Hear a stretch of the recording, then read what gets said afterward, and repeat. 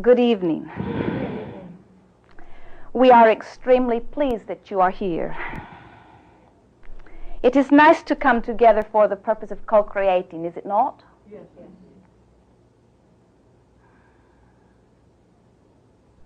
Co-creating at its best. For as a group of seekers gathers, we're talking about you, each with your individual offering. Whether you open your mouth or not, that which you are contributes to that which is. It promises to be a wonderful gathering. It is good if you will take a moment to bring to your conscious mind that which you are most wanting as a result of this gathering. If you have something specific you are working upon, formulate it in your mind. If you want something general, that is fine too. But deliberately set forth your intentions here, mentally.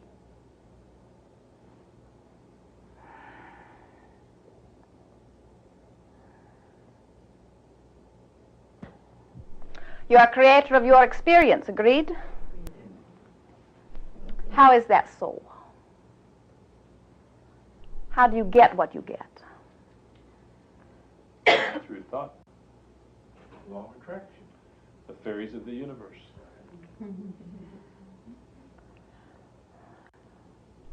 Are you saying to us that as you be is some sort of point or source of attraction? Yes. And so, as you sit here and you have identified that you want whatever, money, health, relationship,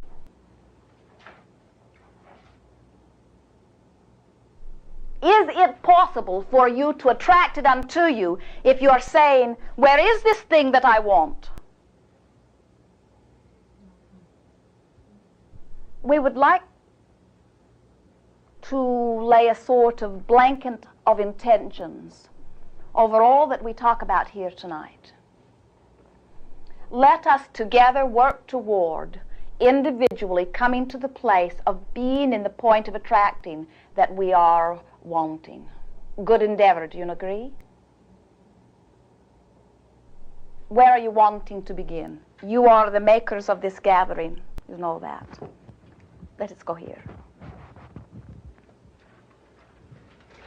Abraham, last week I had one of the most wondrous experiences of my life in that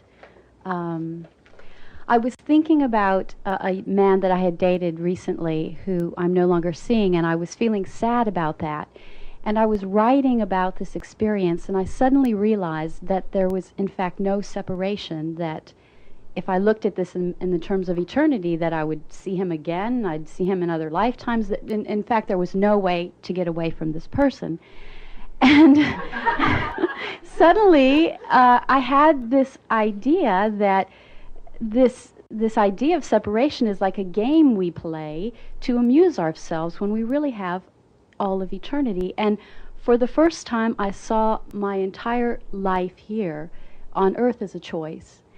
And it was as if I was seeing my entire life from my inner being's eyes, rather than limited human as unlimited as eternal.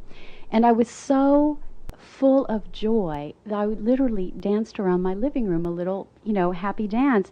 And for the whole week, I have been living in that spirit of looking at my life from that much higher perspective. Indeed. And it has been glorious, wonderful. I've been exuberant, happy, free. And at the same time that I'm seeing through my inner being's eyes, I am realizing that I am living in a body that is governed by physical laws, that appears to be born, appears to die, that if I step off the top of this hotel would crash to the ground. And yet I know that there have been beings on this earth who not only saw through their higher self's eyes, but also somehow lived in their body that way, who walked on water, who raised the dead. And what I'm saying to you now is, I want to go that next step. I like seeing through these eyes, and I want to eliminate that duality of seeing through those eyes but feeling in a limited body.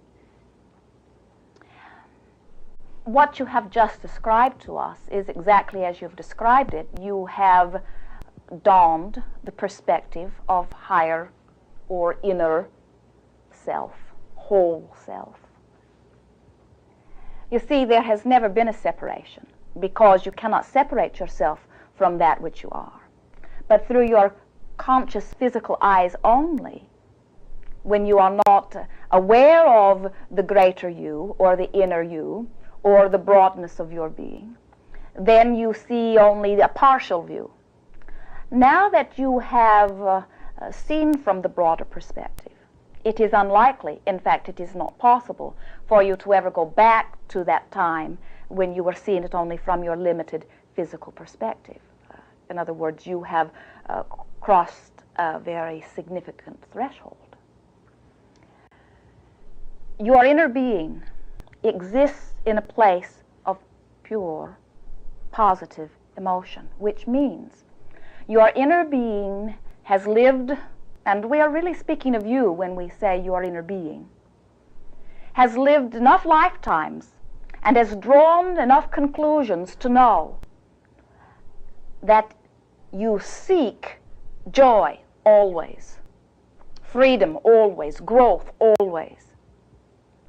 Therefore, if you, through your physical perspective, as you are interacting on this physical earth plane, if you choose to look at yourself and for some reason find fault, see a flaw, or an inability, or a lack of worthiness, any of that stuff that is predominant around here, your inner being in that moment cannot resonate with you. Not because it doesn't want to, not because you don't deserve it, but because by law of attraction, you being the attractor, if you are in a place of looking at lack, your inner being who never acknowledges lack cannot resonate with you. And so that feeling of loneliness that you sometimes feel as physical creatures, or that feeling of insecurity, or that feeling of separation, you know those feelings? What that feeling is the way it feels when your inner being has hightailed it off into the bushes because it cannot resonate with who you are in the moment, you see. This glorious energy or emotion that you were describing to us, that it is very hard to articulate it, isn't it? That feeling that you feel or were feeling so powerfully is what it feels like to be in the mode of perfect blending with broader perspective. And that, as far as we are concerned, is your quest. To keep yourself focused upon the positive aspects of that which you are now living, so that your inner being is in harmony and in agreement. And do you know why it feels so good?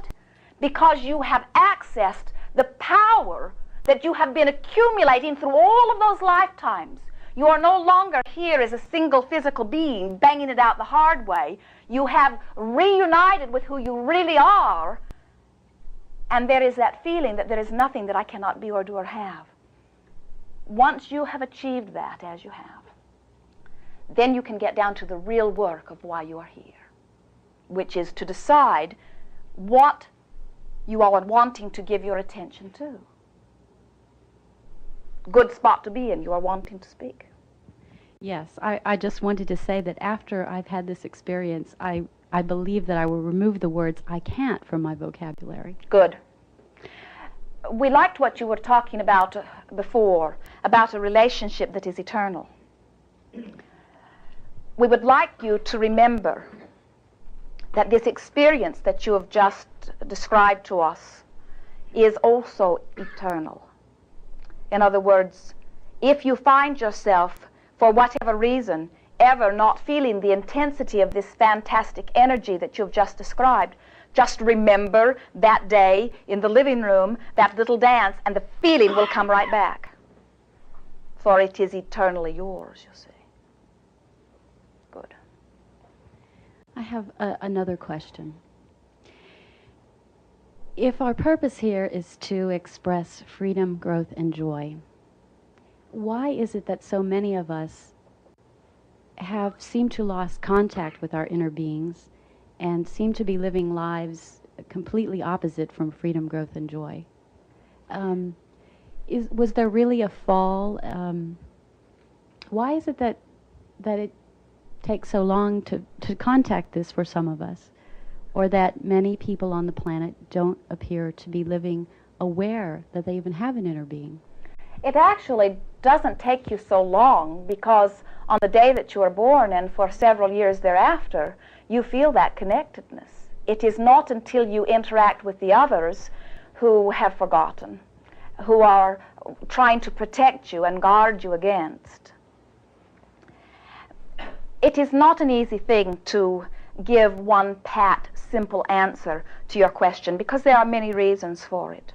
But predominantly, the reason that most of you, as the mass of physicalness, feel separated from who you really are is because there is a momentum that has been moving forward upon your planet for centuries, a momentum where one man seeks control of another. And what is at the root of that seeking of control is his inherent lack of belief in self. In other words, let us see if we can paint a rather clear and full circle for you. Do you know those who say, "I want to find someone to love me"? We hear it everywhere. It seems to be the greatest cry. That and "I want more money." I want to find someone to love me. Now we know that what is at the root of that is, what is wanted is the feeling of love radiating out. In other words, as you so clearly described to us your awareness of your perfection, as you consciously reconnected with your inner being, and that feeling of well-being, that feeling I am a good person, that feeling I'm in the right place at the right time, that feeling I have nothing to fear, that feeling I can do or be or have anything, that's who you really are. But as you are interacting with those who don't know that about themselves, they evoke from you, because more are not there, they evoke from most of you a feeling of the lack of that. Now, have you ever noticed that when you're really upset about something, that you're not very good for the party? In other words, as you are feeling very down about something, others who are around you seem to respond to the way that you're feeling. In other words, as you feel, you ooze or radiate, and that affects those who are around you, unless those who are around you are deliberate in their own thought. Now, here is the way that it works. The energy of the universe, we do not like using the term positive and negative, but we cannot find a better way of describing it. Positive and negative energy, which does not mean there are those things that are good and that there are those things that are bad. It means that in all things in the universe, there is that which you have been able to visualize that you want, or the lack of it. And all of you are visualizing different things. To some of you, what you want is the lack of what someone else wants. And to others, your lack would be their desire. And so it is really not segmented in terms of right and wrong, good and evil. It is just what is wanted or lack of it. And it boils down to not the thought. In other words, some of you today, if you were to give a thought, "That man must be killed," it would bring tremendous negative emotion forth within you. While to others on your planet today, as they are saying, "That man must be killed," they're feeling tremendous positive energy about it, even though it is same subject, same man, you see.